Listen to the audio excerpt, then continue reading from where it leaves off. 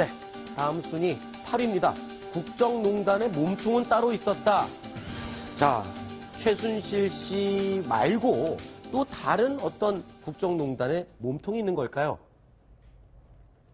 자, 이 가계도를 좀 설명을 해주시죠. 예, 지금 화면에 보면 최태민, 임선희 가계도가 나와 있는데요. 네. 최태민 씨는 모두 5번 정도 결혼했습니다. 그래서 첫 번째부터 네 번째 아내에게서 모두 3남 6녀를 뒀습니다.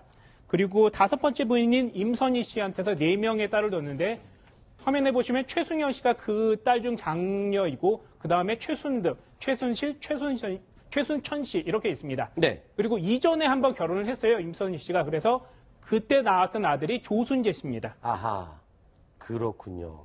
자, 그런데 지금 최순실 씨 일가의 사진은 그동안 뭐 공개된 게 별로 없어갖고 좀 미스테리하다 이렇게 했었는데 지금 공개된 사진들이 있다면서요? 네, 최근에 내일 발간이 되는 책인데요. 네네. 예, 아까 말씀드렸듯이 조순재 씨의 아들이 네. 책을 하나 썼습니다. 예. 제목은 이런데요. 제목은 또 하나의 가족, 네. 최태민, 임선희, 그리고 박근혜라는 제목의 책입니다. 네. 여기에 이제 다량 여러 가지 사진들이 실려 있는데 지금 화면에 보시는 사진이 나옵니다.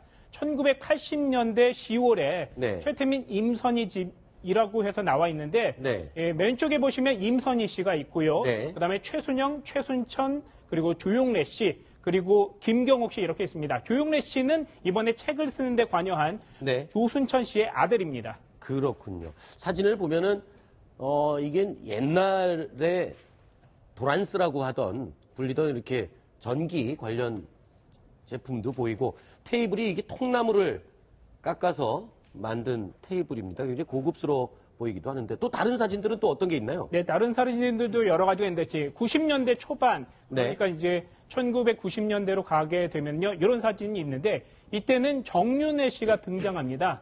화면에 보시면 가운데쯤에 정윤회 씨가 있고요. 네. 그 오른쪽에 최순실 씨가 있습니다.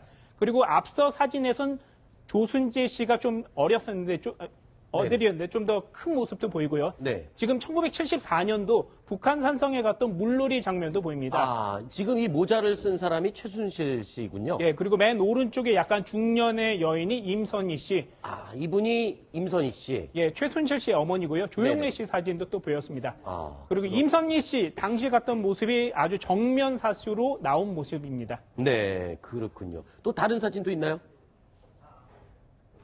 네, 이건 또 어떤 사진? 네, 같이 그 당시에 아하. 찍었던 사진으로 보이는데 네네. 조용래 씨 사진이 밑에 보이고요. 최순실, 임선희, 최순천 씨 이런 사진들이 보입니다. 그렇군요. 자, 사진 속에 있는 이 최태민 씨의 의붓 손자 조용래 씨가요. 한 라디오 방송에 출연해서 이야기를 한 내용이 있습니다. 어떤 내용을 이야기했는지 들어보시겠습니다. 박근혜 대통령께서 대통령 되기 전에 개인적인 경제 활동을 하신 게 없어요. 가사 도우미부터 운전기사, 뭐 경비원 이런 사람들도 저희 어머니가 아는 분을 지인을 이제 보내주셨고 그분들에게 들어가는 뭐 급여나 비용, 또 생활비, 하다못해 뭐 장을 봐서 식재료를 구입하는 비용 이런 것들을 직접 박근혜 씨가 지불하지 않았으니까요. 임선희 할머니한테서 나와서 저희 어머니가 집행을 하고 그야말로 가족 같은 관계고 딸처럼 챙기고 보살피는 그렇게 이제 저희는 알죠. 가족 공동체라는 거는 경제의 주체를 분리하기가 어렵잖아요. 그렇죠.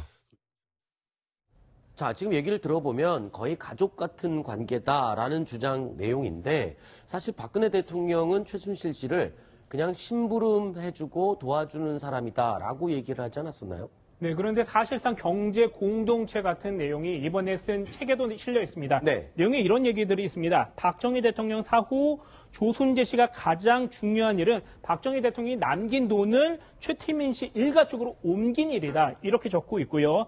또 금덩어리도 나왔고 달러와 채권 뭉치, 또 외국은행의 비밀 계좌 금덩어리까지 돈이 많이 나왔다. 이렇게 적고 있습니다. 내일 발간되는 책인데 좀 이런 내용들이 들어있습니다. 그래서 두 사람의 관계가 그냥 녹록한 그런 느슨한 관계가 아니고 네네. 또 박근혜 대통령이 지시하고 최순실 씨가 심부름꾼 하는 정도의 관계가 아니고 두 사람의 가족이 아주 끈끈한 관계다. 이런 것을 보여주고 있습니다. 그렇군요.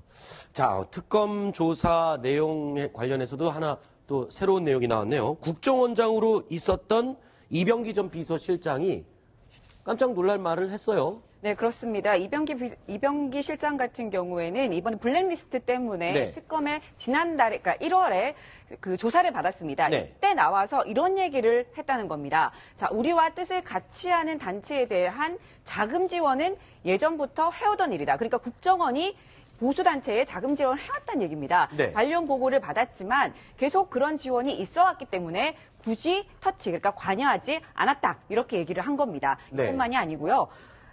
내가 국정원장으로 있던 시절에도 자금을 지원했고 지금도 하는 것으로 알고 있다. 상세한 지원 내역은 말하기 어렵다. 이렇게 얘기를 했다는 겁니다. 이게 지금 말하자면 우리나라의 그 정보기관이 보수단체에 돈을 준다. 이게 어떤 부분이 문제가 되는 건지 또 설명을 해 주시죠. 자, 저 몇 가지 좀 말씀을 드리고 싶은데요. 이병기 전 국정원장 겸 전 비서실장이죠, 청와대. 자, 그 언론 보도를 통해서 몇 가지 나오고 있는데 제목을 좀 잘 봤으면 싶어요. 네. 뭐냐면 국정원이 보수단체를 지원했다라고 이병기 원장이 말한 것처럼 인용 보도를 하고 있는데 엄밀히 따져볼 필요가 있습니다. 지금 새로 나오는 저 최신 버전의 뉴스 보도를 보면 이병기 원장이 특검에 나가서 블랙리스트 관련한 그 참고인 조사를 받았습니다. 그 과정에서 뭐라고 언급을 했냐면 국정원 본연의 업무와 관련된 단체에 지원을 했다. 그러니까 국정원이 국내 정치에 관여한 게 아니라 대공, 그다음에 안보와 관련된 업무를 수행하는 과정에서 필요한 단체에 지원을 했다. 이런 의미이지 그냥 우리가 지금 이렇게 생각할 때 박근혜 대통령을 지지한다는 보수단체의 어떤 집회 비용으로 국정원에 자금을 지원했다. 이런 의미가 아니거든요. 네. 그런데 이병기 전 원장이 말했던 국정원과 뜻을 같이 하는 내지는 국정원 본연의 업무에 필요한 단체 지원했다. 이런 걸 갖고 그 단체가 바로 반북단체, 북한에 대한 반대를 하는 그런 탈북자 중심의 단체, 그것은 곧바로 보수단체. 이렇게 해서 마치 이병기 원장이 보수단체 지원했다. 이렇게 말한 것처럼 건너뛰어서 이야기하는 것은 저는 사실상 가짜뉴스라고 이렇게 생각을 하고 있습니다.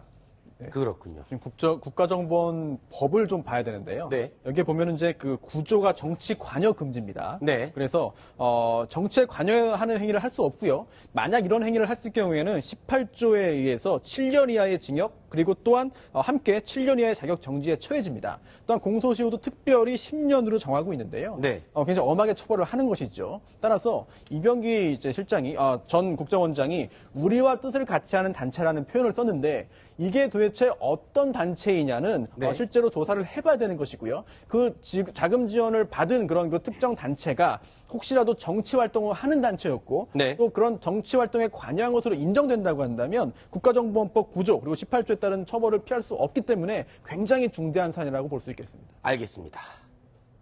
자, 여기까지 얘기를 들어보도록 하고요. 자, 박소윤 기자님과 이동영 차장님 두 분은 여기서 인사를 드리겠습니다. 그리고 이어지는 순서에는 김정봉 전 실장 그리고 이정훈 위원님 두 분을 모시겠습니다. 오늘 고생하셨습니다. 자, 다음 순위 또 확인해 보겠습니다.